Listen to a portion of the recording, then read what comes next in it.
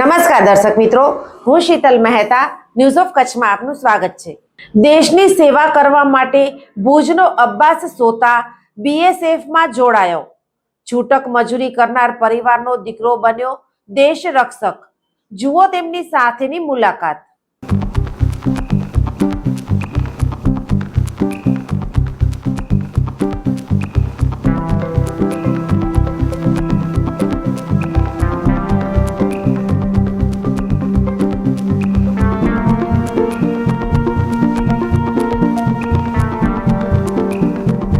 કચ્છ જિલ્લાના મૂળ મોટી ઉનડોઠ ગામના અને હાલ ભુજના ગાંધીનગરી વિસ્તારમાં વસવાટ કરતા સોતા પરિવારના દીકરા સોતા અબ્બાસ સત્તારની બોર્ડર સિક્યુરિટી ફોર્સમાં પસંદગી થતા સમગ્ર વિસ્તારમાં ખુશીની લાગણી ફેલાઈ છે। સોતા અબ્બાસના પિતાજી સોતા સત્તાર જુમ્મા અને માતુશ્રી સોતા સલમાનબેન સત્તાર બંને છૂટક મજૂરી કરીને પરિવારનું ગુજરાન ચલાવે છે।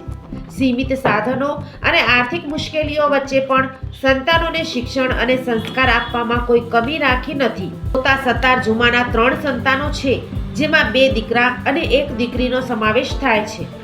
સોતા અબ્બાસે પોતાનું પ્રાથમિક અને માધ્યમિક શિક્ષણ સરકારી શાળામાં પૂર્ણ કર્યું હતું। ત્યારબાદ મુસ્લિમ એજ્યુકેશન ટ્રસ્ટ ખાતે ગુરુ અયાઝ સરના માર્ગદર્શન હેઠળ ધોરણ 12 સુધી અભ્યાસ કર્યો। ત્યારબાદ તેમણે ભુજ સ્થિત જે.બી. ઠક્કર કોમર્સ કોલેજમાં અભ્યાસ પૂર્ણ કર્યો હતો। સામાન્ય પરિવારમાંથી આવીને દેશ સેવાની ભાવના સાથે બીએસએફમાં પસંદગી પામનાર સોતા અબ્બાસ આજે અનેક યુવાઓ માટે પ્રેરણારૂપ બન્યા છે। તેમની આ સફળતા પાછળ પરિવારનો ત્યાગ, શિક્ષકોનું માર્ગદર્શન અને પોતાની અડગ મહેનત મુખ્ય કારણ છે। સોતા અબ્બાસની બીએસએફમાં પસંદગી થતા પરિવારજનો, સગા સંબંધીઓ અને વિસ્તારના લોકો દ્વારા અભિનંદન અને શુભેચ્છાઓનો વરસાદ વરસી રહ્યો છે। દર્શક મિત્રો, આર્મીમાં જવું એ કંઈ નાની વાત નથી અને આર્મીમાં જવાનો દરેકને એક મોટો ગર્વ હોય છે। પોતાના દેશ માટે કંઈ કામ કરવાનો ગર્વ હોય છે અને એ ગર્વ છે ને એક શરીરમાં એક જનૂન પેદા કરે છે કે મારા દેશ માટે મારે કંઈ કરવું છે। તો મારા દેશ માટે કરવા માટે આપણા યુવાનો હવે બહાર આવી રહ્યા છે। અનેક ગુજરાતમાં આપણે એમ કહીએ ને ગુજરાતી છોકરાઓ ઓછા હોય છે, તો આપણે હવે થોડા વર્ષમાં જોઈ રહ્યા છે કે ગુજરાતી છોકરાઓ પણ હવે આર્મીમાં જઈ રહ્યા છે। તો આપણી પાસે અબ્બાસભાઈ હાજર છે, જેઓ આર્મીની ટ્રેનિંગ પૂરી કરીને અહીંયા આવ્યા છે। તો તમારું અહીંયા સ્વાગત છે। હવે આ તમારો અમને અનુભવ કયો, નાનપણથી કઈ સ્કૂલમાં ભણ્યા, પછી ક્યાં ભણ્યા, ગ્રેજ્યુએશન ક્યાં કર્યું અને તમારી ટ્રેનિંગ કેવી રહી એ જરા બતાવો। મારું મૂળ ગામ મોટી ઉનલોટ છે, માંડવી તાલુકો। હા, મોટી ઉનલોટ મારો 2 ધોરણ સુધી અભ્યાસ મેં મોટી ઉનલોટ પ્રાથમિક શાળામાં કર્યો હતો। પછી 2 થી લઈને 8 સુધીનો અભ્યાસ મેં ઇકરા પ્રાથમિક શાળામાં કર્યો હતો। 8 થી લઈ 12 હું મુસ્લિમ એજ્યુકેશન સ્કૂલમાં આવી ગયો। ત્યાં મને મારા ગુરુ મળ્યા અયાઝ સર। અયાઝ સર છોકરાઓને એનસીસી કરાવતા હતા। એ મને સતત માર્ગદર્શન આપતા હતા અને જ્યારે જરૂર હોય ત્યારે ગમે જગ્યાએ ગમે વસ્તુમાં ચોક્કસ માર્ગદર્શન પૂરું પાડતા અને ઘણી એવી સારી સલાહ આપતા જેનાથી આગળ વધવાનો મોકો મળે। મને આર્મીમાં જોડાવાનો ખ્યાલ આવ્યો એ એમના પરથી આવ્યો।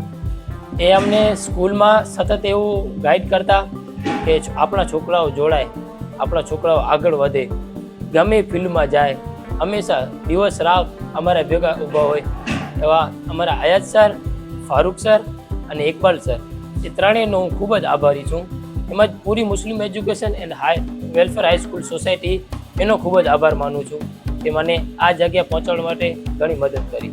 અચ્છા, તમે ટ્રેનિંગમાં ગયા તો કેવી ટ્રેનિંગ રહી, કેવા પ્રકારની કઠિનાઈઓ આવી તમને, અને આપણે એમ કહી શકીએ કે ટ્રેનિંગ બધા માટે પાસ કરવી સરળ છે કે થોડી બહુ જ હાર્ડ છે?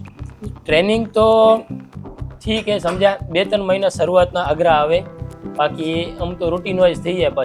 બાકી જો મન મજબૂત હોય તો તમે ગમે ટ્રેનિંગ પૂરી કરી શકો। એમાં ટ્રેનિંગમાં એવું નથી, મેન મનથી મજબૂત હોવું જોઈએ માણસ। અચ્છા, તો તમને અત્યારે જ્યારે તમે ખરેખર ડ્યુટીમાં જશો, અત્યારે તમે રજામાં આવ્યા છો, તો તમારા જે પરિવારે છે તો તમને એવો કેવો સપોર્ટ આપ્યો કે તમે આર્મીમાં જાઓ? એમના મનમાં એમ થયું હિચકિચાટ કે ભાઈ આર્મીમાં છોકરાને મૂકીએ છીએ તો એ મનમાં કોઈ એવી એમને ડર થયો, કંઈ એવું શું થયું? ના, મને મારા પરિવારોથી પૂરો સપોર્ટ હતો। મારા પપ્પા, કાકા, મોટા બાપા મને બહુ સપોર્ટ કરતા। એમણે કીધું તને જે કરવું હોય તારી રીતે કર. અચ્છા, એટલે પરિવારની પણ તમારી સહમતી હતી કે તમે ભલે આમાં આર્મીમાં આગળ વધો. ઘણી વખત પરિવારની લાગણી હોય છે કે મારો છોકરો આર્મીમાં જશે તો હવે કેમ થશે ને શું થશે, પણ ડર પણ હોય એક જાતનો, પરંતુ એ નથી. એ તમારા માટે બહુ સારી વાત છે.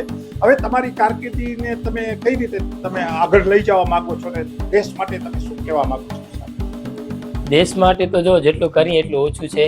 હું તમારો પૂરો પ્રયત્ન કરીશ કે દેશ સેવા માટે કંઈક કરી શકું. અચ્છા, ખાસ કરીને આપણે જોયું કે એક યંગ જે છોકરો છે અને આર્મીમાં આવ્યો, એમના ફેસ ઉપર જોઈ શકાય છે, એના પરિવારને આપણે જોઈએ છીએ ખૂબ આનંદમાં છે. એક વાત સારી છે કે આર્મીમાં જવાવાળો પરિવાર જો આનંદમાં હોય તો છોકરો પણ એટલા જ પોતાના મનોબળથી આગળ વધી શકે. એ આપણે જોઈ રહ્યા છીએ અને એમને આપણે શુભેચ્છા પાઠવીએ કે તમે દેશભક્તિ માટે આગળ વધતા રહ્યો. ખાસ ખાસ શુભેચ્છા. ધન્યવાદ. વીજળીનો સમજણપૂર્વકનો ઉપયોગ ભવિષ્ય ઉજળું રાખશે.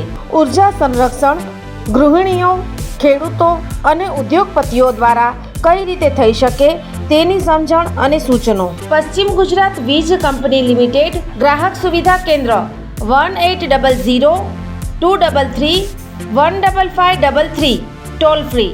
વિઝિટ અસ www.pgvcl.com. આ ચિત્ર જુઓ અને વીજ કરંટથી કઈ રીતે બચી શકાય તે જાણો. થોડીક જાગૃતતા, જિંદગીભરની સલામતી. વીજ સુરક્ષા પ્રથમ. પશ્ચિમ ગુજરાત વીજ કંપની લિમિટેડ, વર્તુળ કચેરી, ભુજ.